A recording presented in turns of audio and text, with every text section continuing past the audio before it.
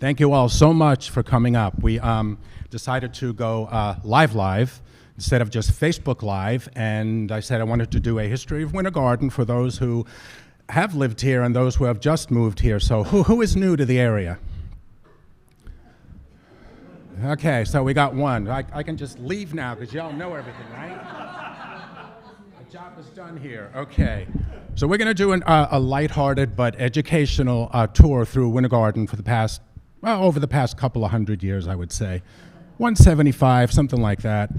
And I just wanted to say thank you to all of you for the support. Members and members-to-be, there are forms that help support our mission. And anything you help us with keeps us going, because what we're doing is not just this and having an archive and a museum. We're actually preserving human history as it is experienced in the area with artifacts and letters and photographs. We have quite a collection, and we're able to sustain 2 museums. The guys at the Central Florida Railroad Museum partner with us, and if you've never been there, it's really exciting, that collection. And our museum next door covers the history of Winter Garden and the area. And of course, this building is the events room, the offices for the foundation, the archive, and what else? There's something else in here. Oh, the visitor center and gift shop. Yeah, that's in the front. So thank you all for the support. This is really good to see people. And I hope you all can hear me because I make a lot of stupid little jokes, and you don't want to miss anything, right? You might be curious about what's up front. I just want to point out some of these artifacts. Dr. Gleason, anyone knew Dr. Gleason from the area? Yeah, he was like the Dr. Kildare or the St. Elsewhere of West Orange County, for those who don't know who Dr. Kildare is. There's a few of us. But when he closed his business, when he retired, the family gave us his ether administering machine, which is this. And we also have a thyroid measuring device. And as part of, this is your bonus tonight, at the end of the event, we're going to give everybody thyroid tests. But that's all.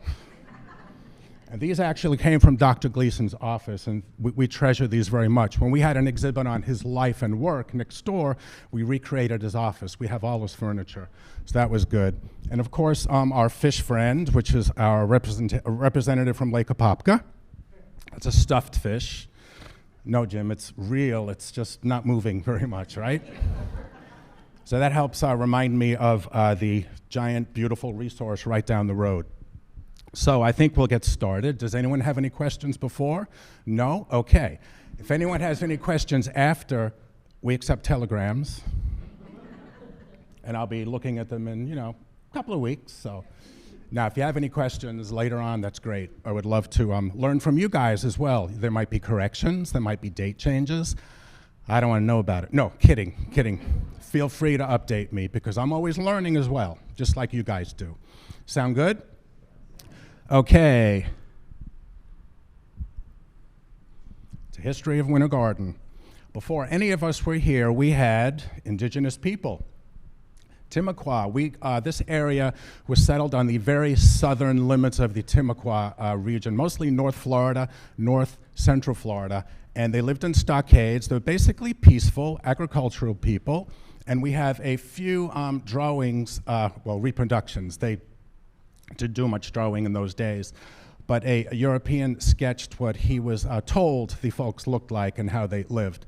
So we have those pictures to go by. We also find a lot of artifacts around Lake Apopka that go back to those days, and we're talking the 15th, 16th, 17th century. Now they eventually disappeared. Europeans came to explore, and as you all learned in school, they died mostly from disease. And after their culture was impacted, their religion was impacted, but they mostly disappeared because of health reasons. And that was by the end of the 1700s, end of the mid-1700s, there were no more Timucua here. Later on came what we come to call the Seminoles. Now I know this type is not so big in the back, I'm realizing, but who we refer to as Seminole Indians cohabited with escaped African enslaved people in a lot of instances. After 3 Seminole wars with the government, these people were removed to the Upper South and the Everglades. Settlers soon began moving into Florida's interior from South Carolina, Alabama, Georgia, mostly the deep South. So they're all starting to come into Central Florida, 1850s, early 1860s. And how did they come here? Before that, they mostly walked. They would take trains to North Florida, the Sanford region, I'm believing by those dates, but mostly people walked here from the Seminole County area and beyond and settled around what became the south shores of Lake Apopka. This was fertile land. Just like the indigenous people before us, we farmed. This was muck land all around the lake. You could grow just about anything. They were growing cotton in Oakland at one time, and corn, and all kinds of vegetables, and eventually King what? What grew here?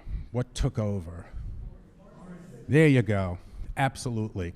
So eventually, trains arrived here. By 1899, for the settlers are coming here for a few decades, 2 train lines finally arrive in the area. We have a very old photo of the originally the Orange Belt line, which came from Sanford to St. Petersburg, Florida. And that's the depot that stood just about a block over, I believe. That was the depot that eventually that block became this block that houses the Atlantic Coastline depot, but we'll get to that. And we had a second line who came in by 1899, the Devarius and Gulf, which is now replaced by the brick building that is the 1913 Central Florida Railroad Museum. So we had 2 railroad lines coursing through this little area, mostly because we are well on the way to becoming an agricultural center of the world. Citrus, vegetables, we eventually just took over. Everything was going high and mighty until 1894, 1895. There was a major freeze that it was like a 2-part freeze. I believe it was December of 1894 and February of 1895. First freeze caused a lot of droppage. Trees froze, dropped their fruit. And then the weather became a little bit warmer by January, so the sap started to rise on those trees. They weren't killed yet, those trees. February, an even worse freeze came and froze those sap-laden trees that the sap expanded, and they say that those trees exploding sounded like shotguns in the fields. So we really, really, really lost the industry 1894, 1895. A lot of people left the area, just either abandoned their groves, sold for nothing, left their houses. A few families stayed behind and bought up and just decided to wait it out. They planted vegetables while they waited 6, 7, 8, 9 years, and then decided to go back into citrus. This is, I love this photo. We, the Tilden family and I think the Hurley families over there in Oakland and Tildenville built an irrigation system using these rams that pumped water uphill from Lake Apopka into the groves and vegetable fields arranged around the lake. That's quite ingenious. And if you go walking along these parts of the lake where the scrub don't. The signs that say alligators and snakes, believe it. But you can see remnants of this ram machinery ranged along the lake. It's pretty cool. I guess I just admitted that I did, right? Yeah. But somebody's got to take pictures. So that was an ingenious irrigation system that watered us for many years. We had a lot of vegetables growing in this area. North Winter Garden is, there's a neighborhood called Cabbage Patch around the area of Division Avenue, Tilden, going down Main Street and Woodlands. There's a neighborhood called Cabbage Patch because in those days, a lot of cabbages were grown before the houses went up in the 50s, 60s. And you'll still find remnants of the clay irrigation pipe. Sometimes if you're digging up your lawn or planting something, you'll find a piece of clay pipe. It's the old irrigation system. So we're doing a lot of vegetables as well as citrus. Citrus is catching up really quickly by this point. That is J.L. Dillard and his family and friends. They're in his orange grove in Winter Garden. Now, y'all know Dillard Street over here. That's named for this guy. He was one of the first growers in the area, pioneer, great photographer, and a great builder, which we'll get to. He loved taking pictures of the things he built. So we're fortunate to have in our collection pictures that are 100 years old of buildings that went up along Plant Street and in the neighborhood. Not a lot of towns this size have that kind of legacy. We're real fortunate. And that's him right there in the front with the white hat. That is Dillard Packing House, I believe. No, it says Tildenville. No, that's not the Dillard Packing House. I'm sorry. That's the one in Tildenville. It says right there. Just down the road, about 3 miles away. Now, this is so cool. This is, we're sitting here 15 seconds from this corner. All right. You know Ms. B's popcorn place? That stand stood right where this building is. So here's Plant Street, which is dirt. The railroad tracks are just out of view. This is about 1907, and this is Main Street going down in between these two buildings. This is where the two-story Dillard and Boyd building is, the Bond building, where Savory was and where Three Birds Cafe is now. So it's always been the center of town, Plant and Main, and that's how it looked in about 1907. All these wooden buildings ranged on both sides of Plant and then down Orange. That's another view looking straight down Main Street. There is a train car, and that's where Ms. B's would stand, and that's where Three Birds is. That is the A.B. Newton dry goods store. You know the name A.B. Newton? He had like 4 stores in the area. This was, I think, the second or third one. All right, now we're heading towards our first golden age, 1910 up until the beginning of the Depression, the stock market crash. Now we have a lot of families involved in citrus and vegetables, now mostly citrus, and people working for them, so money is flowing into this area. There's Mr. Newton himself, A.B. Newton, Arthur Bullard Newton. He was a legislator, and he is also known as Mr. First among we historians. You guys might know this. He was the first postman, the first guy to set up an orange packing house, I believe, on Plant Street. He was the first mayor. He also served in the legislature. He did a lot of things first. He had the first store, the first major quote-unquote department store on Plant Street. That was the first major one. He had a little wooden store before this, just a couple of blocks towards the back, but that's the A.B. Newton store. You know the Fleck building on Plant Street, the yellow kind of looks like a bank on Boyd and Plant? Right on that corner is where the A.B. Newton store stood. And that's Plant Street, still made of dirt. This is James Lafayette Dillard, who we named before. That is one of the first buildings he put up. In 1912, those old wooden buildings I showed you, in 1912 there was a fire, and either in 1909 or 1907, and some newspaper accounts say 1904, there was a fire that burned down, fires that burned down all the wooden buildings we saw in the earlier pictures. 1912, J.L. Dillard and partners start to rebuild everything in brick. That is the Shelby Hotel that went up in 1913. 2 stories, it's not finished yet. And there's right now an Atlantic coastline train coming by from the east. You can see the breeze is actually blowing faster than the train is moving. Can anyone identify that building, what it might be today? It still stands, it's changed. Say again? Tony's Package Store, correct. So when we tell this to the 4th graders, we don't say Tony's Bar. We say the candy store on the corner. Oh, yeah, okay. So that is the Shelby. He also built the Mann & Mills dry goods store, and this is on South Main. Does anyone recognize that? It doesn't stand alone, it's attached. Now picture the front with a big steel tube in the middle of it and a marquee. That eventually became the Gem Theater. There used to be a pet store downstairs. But yeah, Mann & Mills sold, and was a department store, and there was a shoe store downstairs as well, and apartments upstairs named the Lafayette Apartments. J.L. Dillard's middle name was Lafayette. That building still stands. That was built in about 1922, I think, 22, 23, if I'm not mistaken. Might be earlier.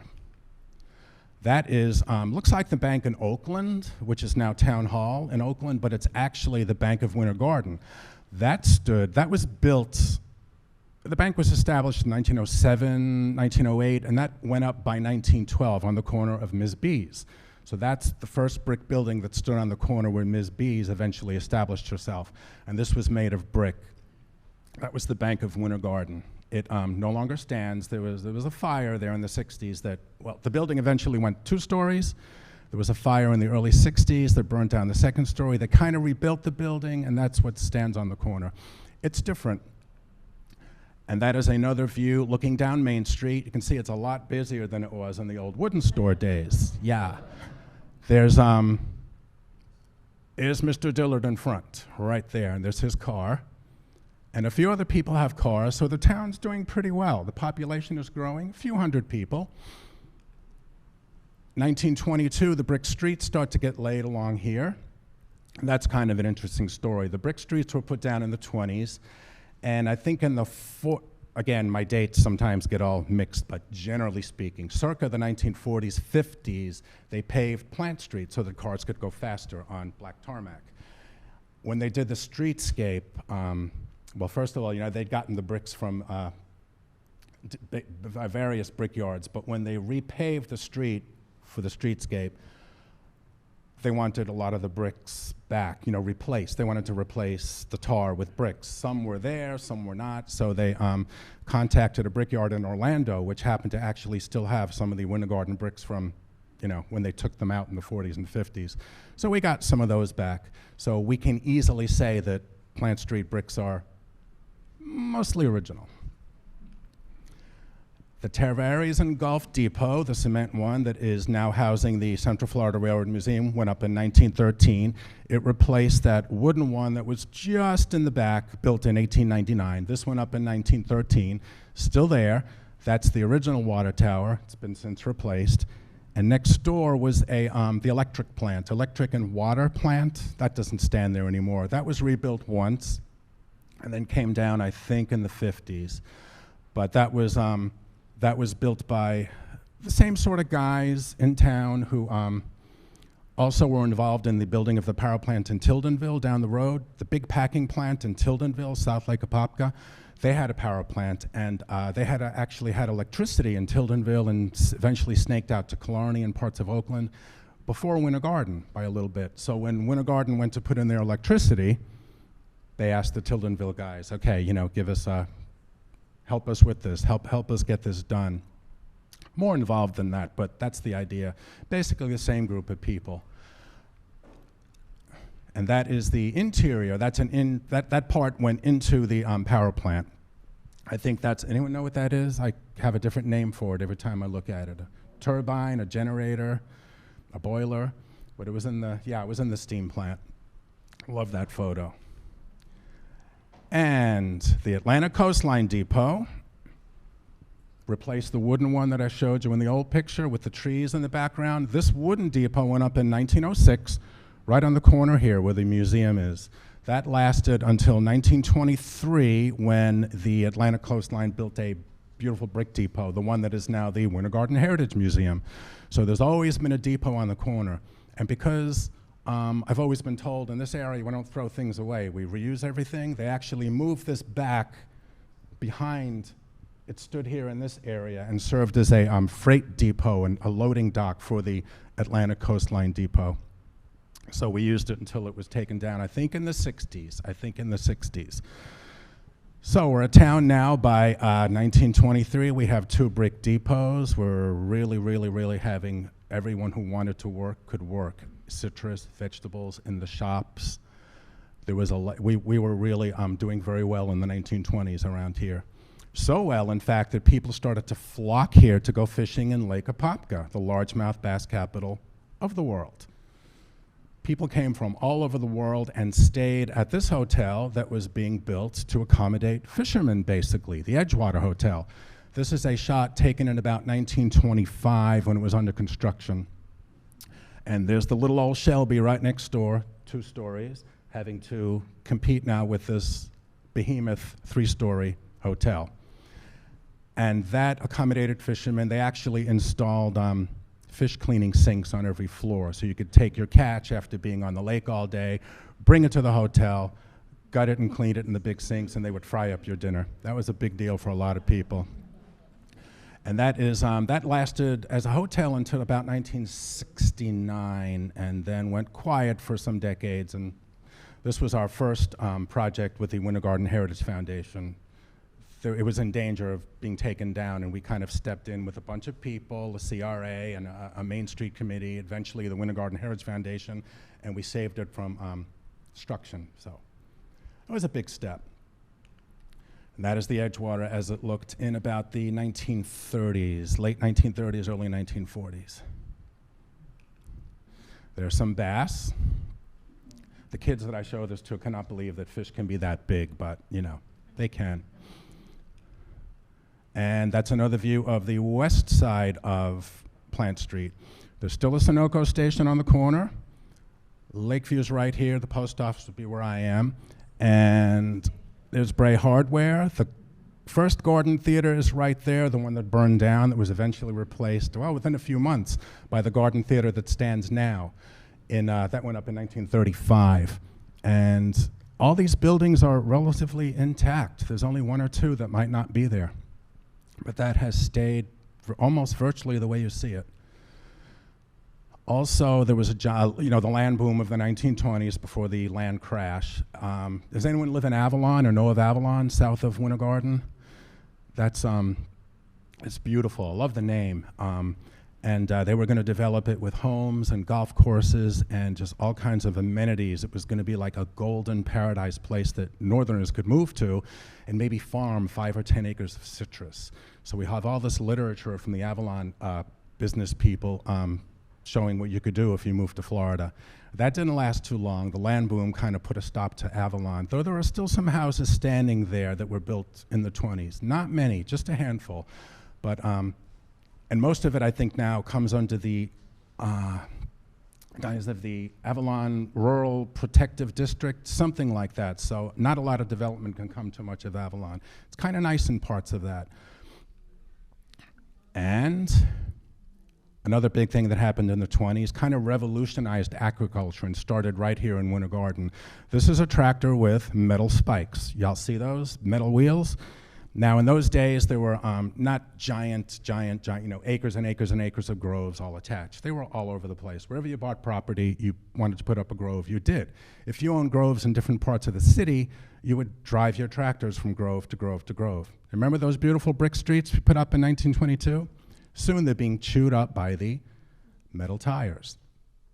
Mr. Hoyle Pounds, who built the building on the corner of Lakeview and Plant next to the Garden Theater, the two-story brick building there, Pounds, yeah. He was an inventor, a farmer as well, car dealer, just was into a lot of things.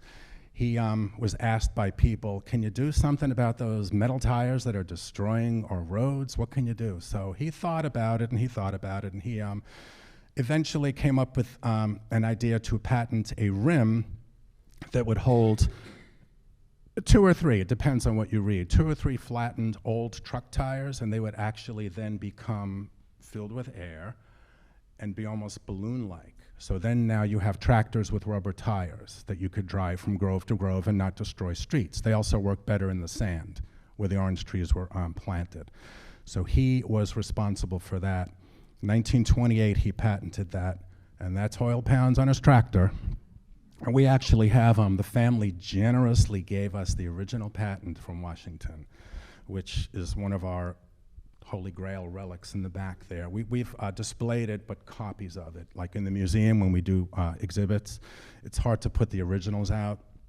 They're kind of fragile, but that guy, revolutionized agriculture. He started selling these tractors by the tens of thousands. He was the biggest case tractor dealer east of the Mississippi River when he went into business selling these tractors. That was Hoyle Pounds. And that's the Pounds building. You can see it on, still standing there. Burkhead Engineering is in there and a few other businesses. And you see the big metal eagle, that big eagle in the front standing on the globe? That is now in the Winter Garden Heritage Museum if you haven't seen it. It's impossible to move, so where it stays, that's it. It must weigh about 500 pounds, seriously. But that he was awarded that because of his massive dealership.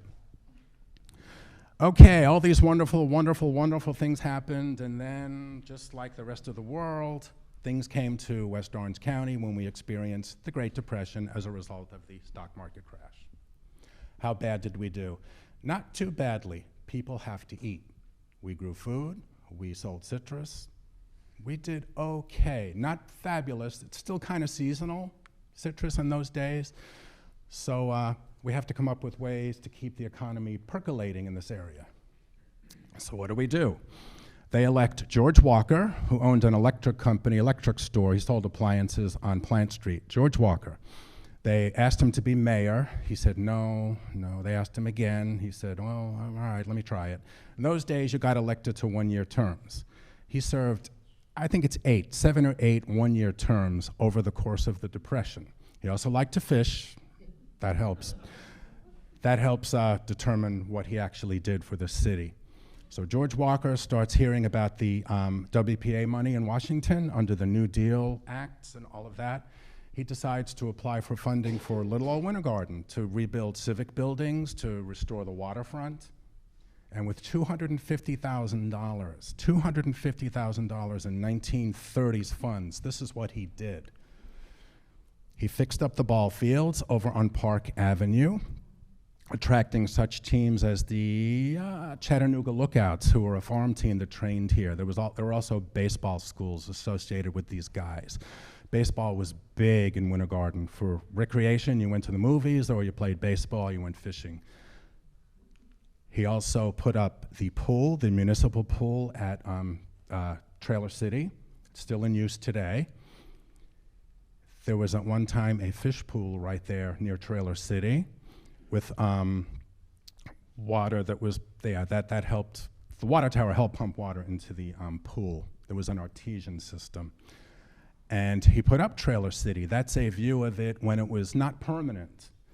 These are people who have come, well-heeled tourists who came to Winter Garden in the 1930s and spent money in town and just shopped and ate in the small restaurants, but they stayed and paid their way.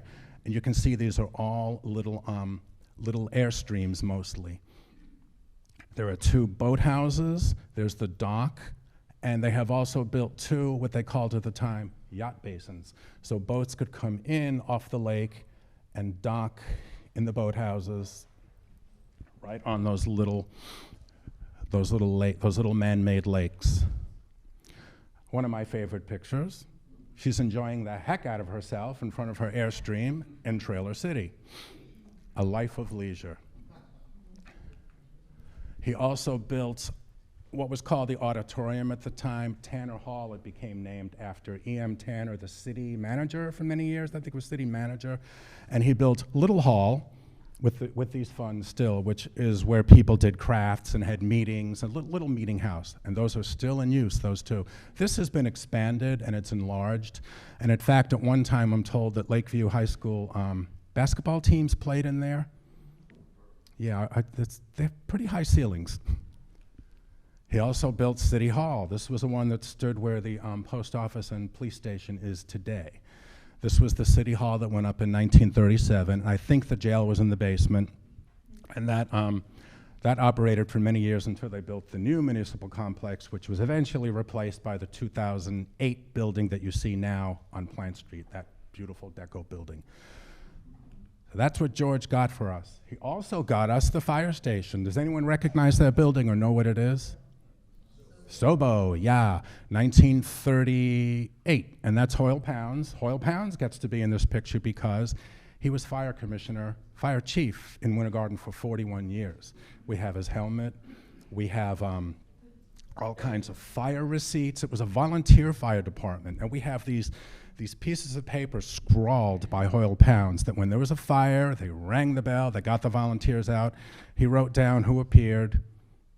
We have lists year after year after year, and you look at the names, and it's like the richest people in town and the poorest people in town, they all helped. They all helped.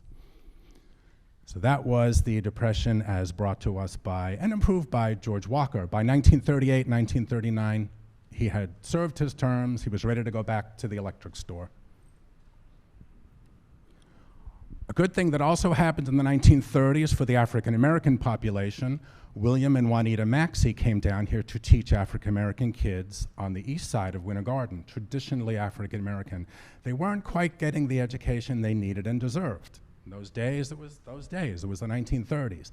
They came and saw a need and said, okay, we're gonna make this better, because if we help this population, the entire population benefits. If everybody's educated, so they took the little wooden Rosenwald school that was there but hardly open more than maybe 2 days a week during term. They moved that wooden Rosenwald school to, I believe it started on Center Street. They moved it a block or two further south to Maple, I think. Over the years, they enlarged that school. He and his wife, well, he was principal. She was a teacher for many years. They added more grades. They hired more teachers, and it kind of just grew upon itself. Eventually, by the 1950s, took about 20 years, they came up with Drew High School for African American students. If you were an African American high school student in Winter Garden who wanted an education from high school, you had to get on a bus and go to Orlando. So no more. Now they could go to Drew High School, and we're lucky to have, I think it's a 1957 yearbook copy from Drew High School, and it's incredible what they did with basically nothing. There are teams and there are uniforms, and they did really, really well. They educated a lot of people who still live in town today. The school, that's the original Little William Maxey Elementary School on the east side. It's been replaced by the big school that's up now, but it was named for William S. Maxey. I always thought that it should have been named for William and Juanita Maxey, but maybe in a day. Now it's Maxey, so it covers everybody. And people who were educated in town, who grew up in the area, thanks to educational efforts, you might recognize some of these folks. Mildred Dixon was a Winter Garden City Commissioner, elected for many terms. Charlie Mae Wilder, still with us. She dresses up for every occasion. I love that woman. And she is, she's a big activist for what is called East Winter Garden, but again, it benefits the whole area because everybody benefits from largesse and cultural stimulation. Then we all benefit. So she's great for that. She'll tell you exactly what she thinks about something. Yep. The King family, I had the honor of working with Annie King Morris on our board when she was on our board. She was the first African-American person, I think, to actually have an office job in a business on Plant Street. And there was a little bit of reaction, but she stuck with it, and so did her employer, and eventually it ceased to be an issue. That's Annie King Morris. And I think that's her brother, Charles King. He was the first African-American policeman hired for Winter Garden. He worked on the east side at first. And Frances Ward King, educated for many, many years. That's Annie's sister-in-law. They're a great family. And we have a lot of contributions from the King family regarding local history for the African American community. So we're always grateful. We come now to 1940. Depression's over, more or less. 1940, pretty good. There's a war going on in the world. We're not involved until 1941. We all know what happened on December 8th or December 7th. Not good with the dates, yeah. So ironically, World War II brings growth and prosperity to the area. Now, we're not building munitions and battleships and tanks in West Orange County, right? We got to feed the troops. So, these are some of the folks that went overseas. George McMillan, Flying Tiger, and Joe Johnson was also in service. And George McMillan's story y'all might be familiar with. He flew secret missions for China against Imperial Japan, and as a Flying Tiger, and did real well, came back to Winter Garden, and they feted him and gave him a gold watch at the Winter Garden Theater, and eventually he wanted to go back and fight. The war was still raging, so being the kind of guy he was, he re-enlisted with, the Air Force, the Army Air Force, which, became the US Air Force eventually, and flew missions continually over Southeast Asia until he was sadly shot down. I think it was in 1944, yeah.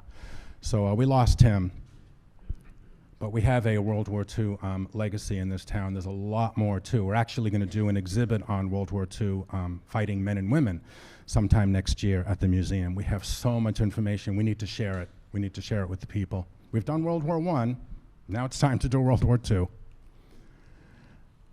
What did we sell in this area that helped the war effort overseas? Juice. Soldiers needed their vitamins. The perceived wisdom was that if you didn't get your vitamins, you didn't get your vitamin C, you got scurvy, you collapsed on the boats, on the planes, you didn't do well, you needed your vitamins. Citrus could provide a lot of those vitamins, and Winter Garden could provide all the citrus that was needed.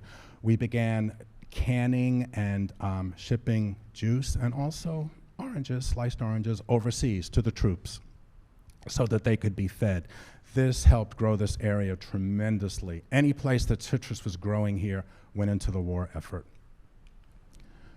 Packing houses are now springing up all along Plant Street, these immense places that employed so many people.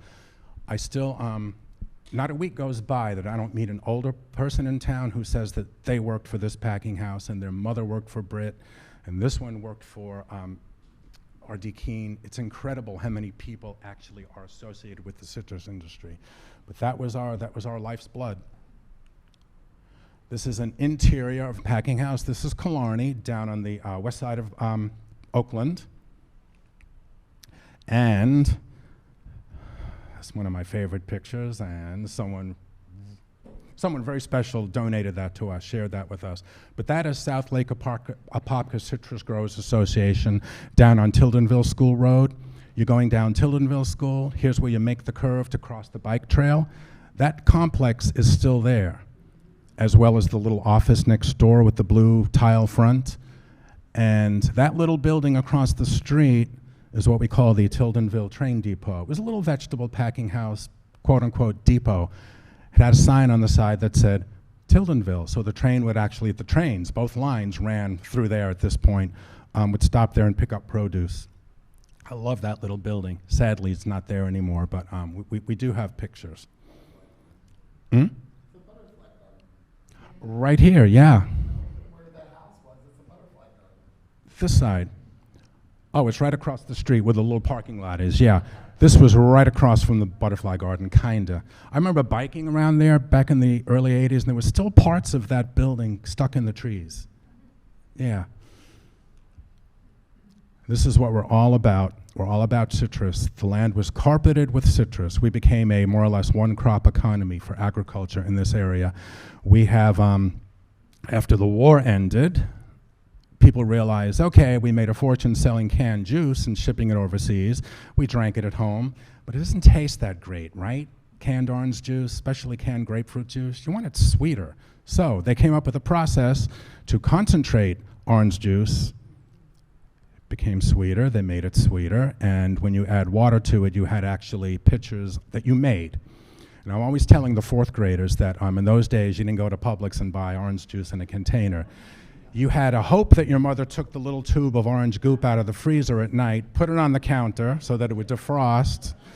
Then in the morning, Mom would squeeze that can open. Sometimes they made it paper, and she took the same wooden spoon handle, mixed it in the 2 quarts of water, and you had orange juice. Took forever. By then, I was halfway to school.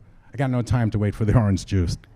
But concentrate really, really, really opened up this area to even more citrus growing and planting, because you could cool it. You can keep it in coolers, and it could freeze. So it became more or less a year-round kind of a thing. And everybody was into juice. Y'all know the juice plant on 9th Street? There was the juice plant back in those days. It's now Protolim. I think it's another company owns it. I don't even know if they can juice over there anymore. I haven't heard of that, but Heller Brothers across the street, Heller Brothers is still there. They juice oranges for local and out-of-area stores, grocery stores, but the oranges don't come for here anymore, unfortunately. Mostly more south in Florida and other places, but Heller Brothers is about the only working citrus plant in the area anymore, when we used to have 15 or 16. And that was through the 50s, and as long as, well, it worked until it didn't work anymore. They came up with all kinds of ways, of course, to market orange juice, that if you drank orange juice, you could look as beautiful as this young lady. They came up with blends, orange and grapefruit. Oh, this was revolutionary. Also, when you plant grapefruit trees, I'm told, you get a high yield. There's a lot of grapefruit on your tree. If you can sell it all or juice it all, you make a lot of money. But people don't like grapefruit juice as much as they like orange juice. So they would come up with ways for you to enjoy grapefruit juice. Again, they added orange juice to it. They told you to broil it. They told you to put brown sugar on top. They sold you little grapefruit forks so that you wouldn't squirt yourself in the eye. Boy, they tried to sell those grapefruits. And this is a typical picture of population downtown Winter Garden, I think in the 1950s, enjoying a parade. This is what you did in those days when everybody was working in citrus. There was money to spend, all kinds of shops, restaurants, the movie theater stayed late. Grocery stores, I'm told, used to stay open late at night so that you could, what people would do in town was drive their cars to Plant Street Park, walk back home. In the evening, they would come down, have a meal, go to the movies, and after all that, you'd go shopping at the stores that stayed open late. Then you would just walk your groceries or have the boy bring your groceries to your car that was parked nearby, and you would drive back home. That was something that a lot of people did. But it was prosperous. The town was percolating along in the 50s really well. There's an interior of the Garden Theater that was built in 1935, like I say, to replace the one that burned in 1934 next door. Now, if you guys know Pilar's, right next door to the Garden Theater, the design of Pilar's, the front of Pilar's looks just like the original Winter Garden Theater that burned. The arch front, it's kind of real. They did a good job of building that, and it gives honor to the first Garden Theater. All things came to sort of an end. Was talking about the 60s, the early 60s, insidiously, and then like a hammer to the head, things brought this area really down. And we're talking about the 1960s through the 1980s, and three things happened. Class, read them out loud. There you go. Beautiful Lake Apopka. Used to be the third largest lake in Florida. Clear, clean, full of bass. 1941, for the war effort, they drain 21,000 acres of what they call the North Shore to put in farmland, because we're growing food for the troops. So what do you have to, then they build a dike, a wooden wall, a brick wall right here with sluice gates every few hundred feet or so. And there's a pump station here which works this way. You're going to irrigate your crops by flooding with water from the lake whenever you need irrigation. You're going to open those gates, and your citrus and your vegetables are going to be, mostly vegetables up there at this point, they're going to be flooded by lake water. Water is right there, you're going to use it. And then you're going to also throw fertilizer and pesticide on your plants to keep them healthy. After things get soaked enough, they eventually open the gates and the water is pumped back into the lake. What do you think goes back into the lake? The fertilizer and the pesticides. It starts messing with the ecosystem, the plants, the fish. We don't know this. It's the 40s. Chemicals are wonderful. We don't know what's going on. And it's not just the farmers up top. We have a sewage plant in Winter Garden. We have a citrus processing plant in Killarney. We have a fertilizer plant in Montverde, and a juice plant that's just pumping stuff directly into the lake. So this all eventually suffocates the lake.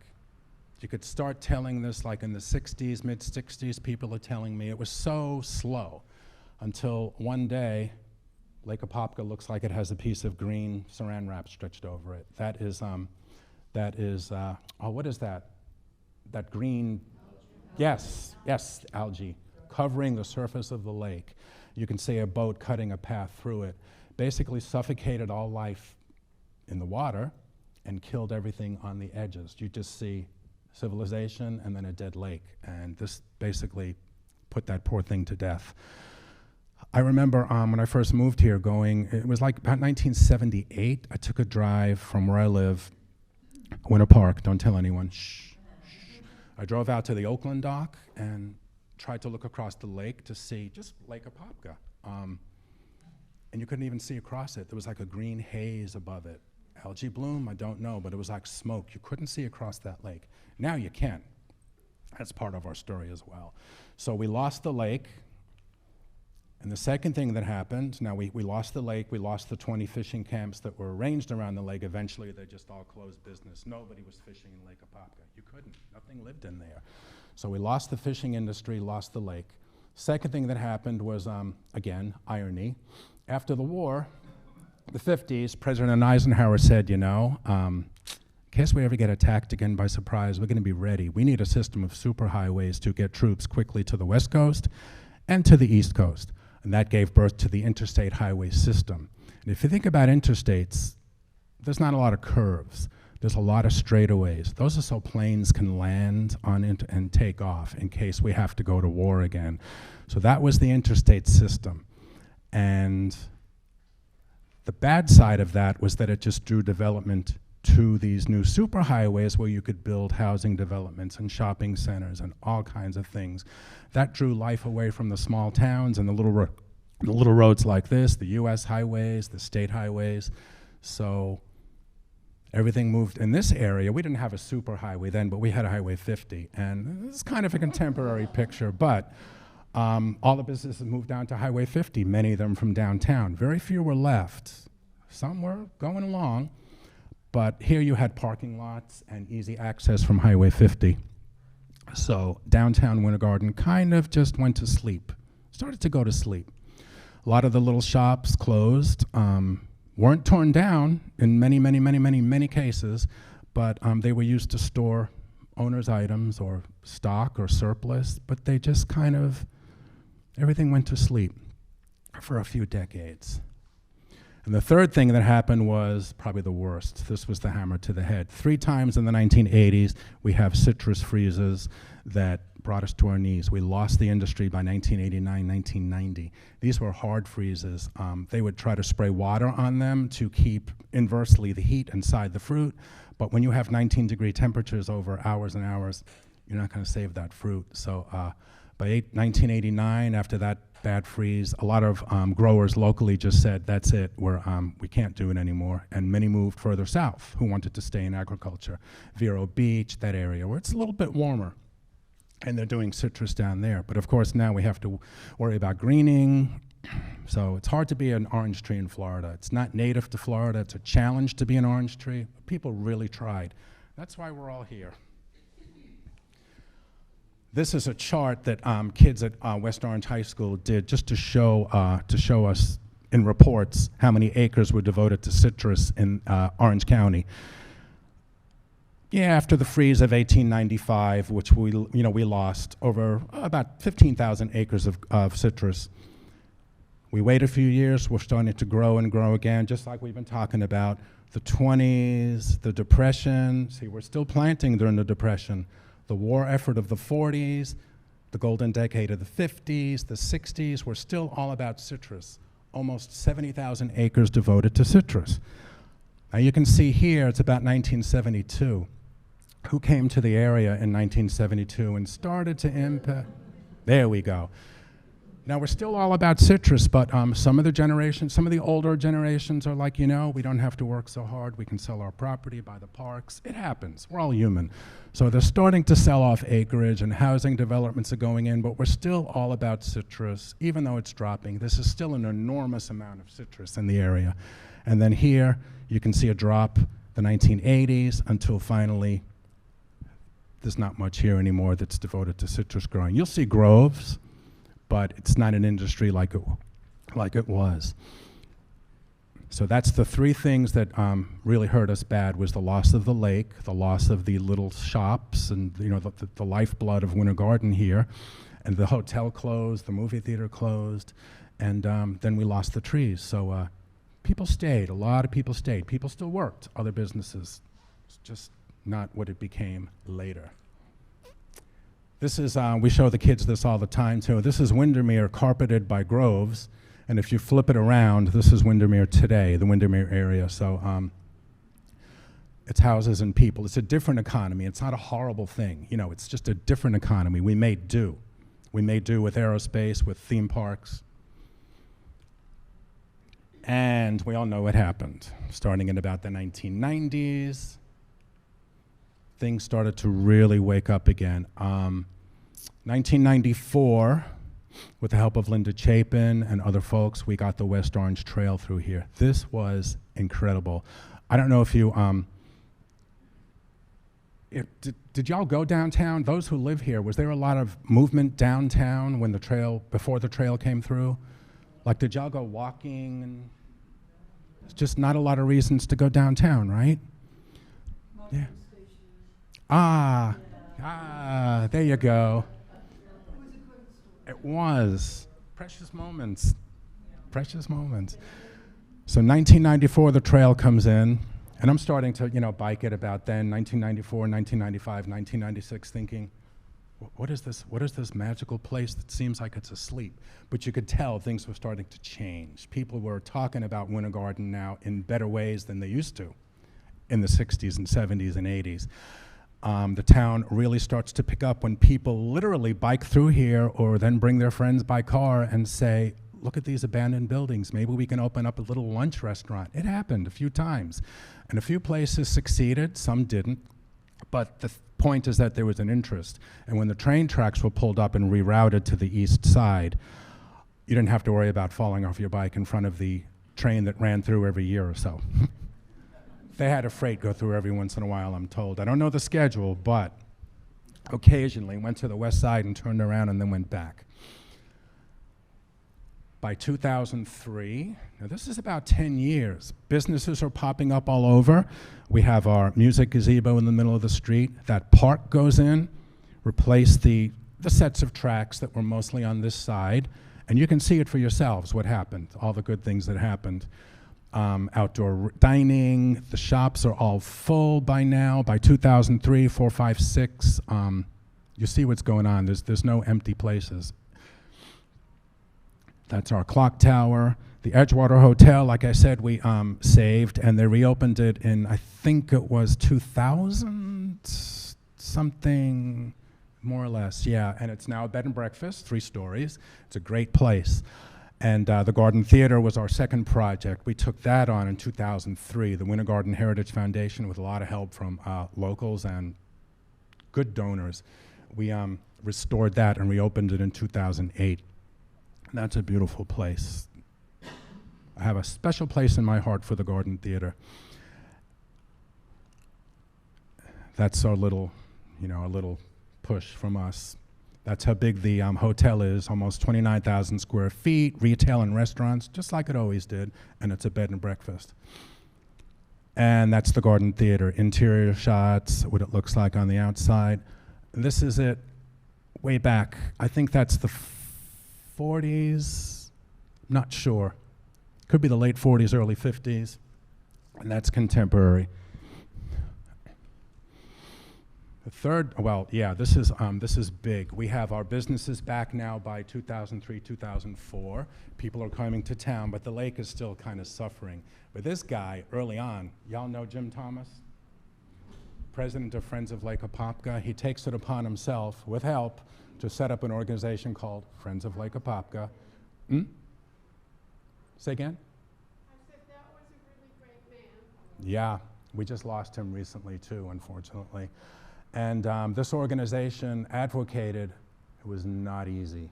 We've got file cabinets full of correspondence and records and photos and studies and reports and pushback about that lake. But eventually, he won.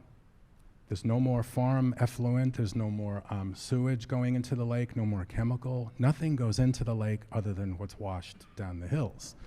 But, and have y'all been to that lake lately? It's a lot cleaner than it was when it was sick. You could actually see across it, like I say. There's no pond scum on top, algae. And and even though it's big bodies of water make me a little nervous, but I went on a kayak trip across a good corner of the lake last year, and you could put your arm in the water and actually see your arm. It's cleaner, much cleaner than it ever was. And what a pleasure that was, and it doesn't smell. It's a lake that is just waiting to, grow up again.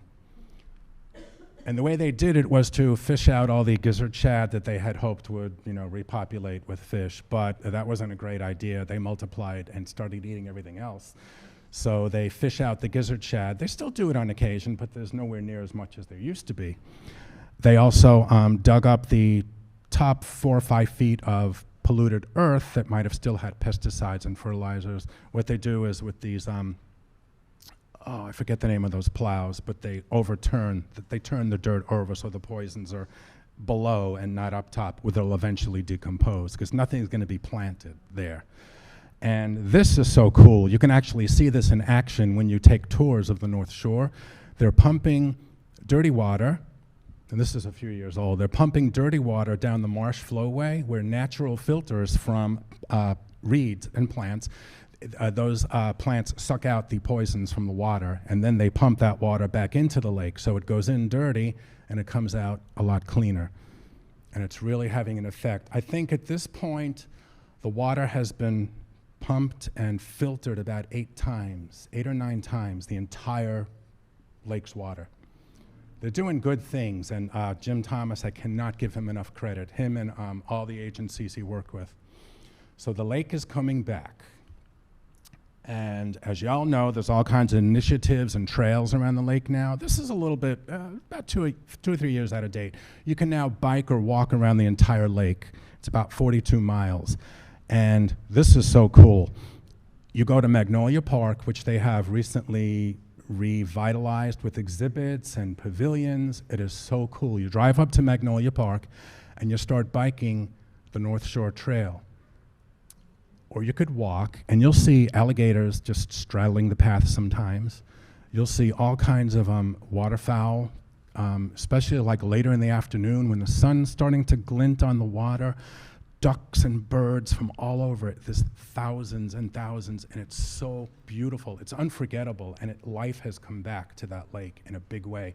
We now have more bird species roosting there during migration than any other place in the southeast USA, I'm told, even more than the Everglades. What used to be like a dirty, opaque mirror for birds who didn't stop during those bad years, now that lake glints in the sun, and these birds come down for a rest on their way from New Jersey to South Florida. So if you haven't been up there, you could walk it or bike it. From the comfort of your car, you could get in on Lust Road up off of Binion, I think that is. You can do a 10-mile-an-hour, one-way drive all through the former farmland and then back out onto, that's Jones Road. Or you could take a little detour and go along this right along the lake. And that's where you'll see all of these animals. It's incredible. We have this resource right down the street. I always think of it this way. Lake Apopka was like a battery. It attracted people to its shores. The battery sustained life because there was fish, there were animals in the woods around the lake. Basically, you thrived if you lived next to Lake Apopka. Then the battery died and didn't do so good. We didn't do so good when the battery died, but now it's being recharged again, and it's just bringing life back all around it. Even to the area, like people come here now and they want to see Lake Apopka. They want to go, where's the lake? And we say, about 3/4 of a mile down the road. Oh, okay, we'll drive. You could walk. Not this month, no. But there's also the Green Mountain Scenic Trail, which takes you through rural areas around the lake. So it's really a resource. And birds roosting. There's a gator, and actually on the trail on Lake Apopka. And that is the pump house. That is what they call the historic pump house. That's the one right there when you drive in from Lust Road on the edge of the lake. And it's gigantic. Once in a while, the Orlando Sentinel will get very excited and report that hundreds of alligators were seen in waters near Winter Garden and Lake Apopka. Well, that's where the pump house is, and they use alum-treated water it's safe to do what they need to do for the water going back into the lake. But the alligators love that water, so they collect there. It's not like an infestation of alligators. We all know better, right? But it's a story that runs every couple of years.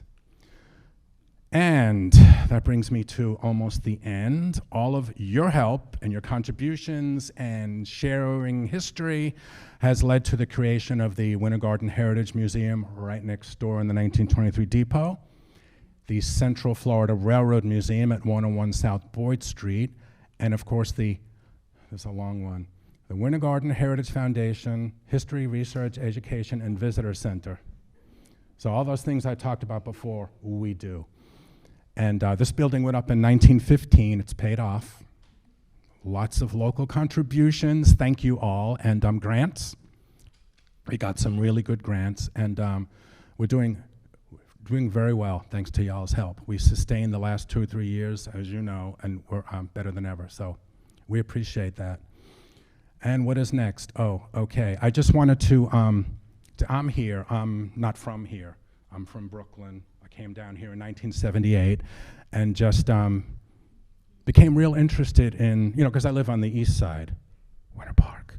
So I started driving out here with my atlas thinking, look at these places on the map. Orlando's big, Winter Park is big. What is Winter Garden and Oakland, Tildenville, Ocoee, Beulah? So I started driving out here and was immediately taken with barns and animals and cows and big old houses on Tildenville School Road. I said, what is this area? So I started studying it and became, I considered myself an expert on Tildenville and Oakland. And when I started volunteering at the Heritage Foundation in 2012, I'm staff now. I just want to make sure. Chris, your mom filled in all the gaps for me regarding Winter Garden history. We would want to do a piece or do a write-up for the newspaper, and I would say to his mom, Linda, oh, do we have a picture of so-and-so church? She says, well, yeah, you know who went there? His cousin's aunt's second cousin's first removed's brother, and he lives right next door. So we would get involved in the files for 3 hours. I learned so much from Linda Severance, his mother. I just wanted to mention that. She really helped a lot. And Kay Kappelman, the first director I started to work under, just said, Jim, here you go. Do what I know you love doing, and that was so big. And also, someone here in the audience probably won't appreciate a call out, but Rod Reeves. Mr. Rod Reeves, right there. Now, not a day goes by, again, where I don't look in a folder and I see an item with a sticker on it that says, from the historical collection of Rod Reeves. Oh, okay. And I could still call him and say, who was so-and-so's second cousin, once removed's brother-in-law's mailman? And he'll know. And what's even better than that is that he'll have drawn a picture of them. Yeah, I don't know of any town that has this I want to say relic, living historian who has, we have sketchbooks of Rod's and scrapbooks going back to when he was a kid. And it's a history of this town and its people, thanks to him, and it helps me in a huge way share what I love with all of you. So, okay, great, perfect timing. I just wanted to say thank you, and if, oh wait, last slide, wait, hold it, yeah. We're always looking for volunteers. The museums and the visitor center are open from 11 to 3, Tuesdays through Saturdays. So we give you Sundays and Mondays off. Bad joke. But if you have a couple of hours just to assist during the week, we're always looking for backup. Like we'll call you and say, can you sit at the museum and answer questions and talk to these people from Pennsylvania? Because I can't. So feel free, you know where to reach us. And I just wanted to say thank you so much for letting me be a part of West Orange County. Thank you very much. Whew.